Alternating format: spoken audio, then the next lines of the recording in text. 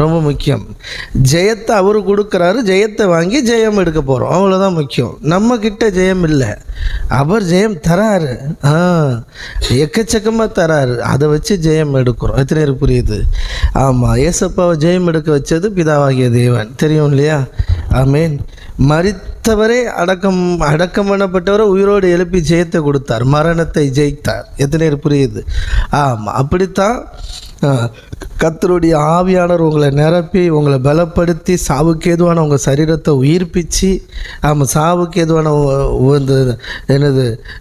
உங்கள் இந்த பூமியில் வாழ்க்கையே சாவுக்கு ஏதுவான வாழ்க்கை தான். அந்த வாழ்க்கையை உயிர்ப்பிச்சு, குடும்ப வாழ்க்கையை உயிர்ப்பிச்சு, எல்லாத்தையும் உயிர்ப்பிச்சு உங்களை ஜெயம் எடுக்க வைப்பார். விசுவாசிக்கிறீங்களா? ஆனால் எதை குறித்து சோர்ந்து போயிடக்கூடாது.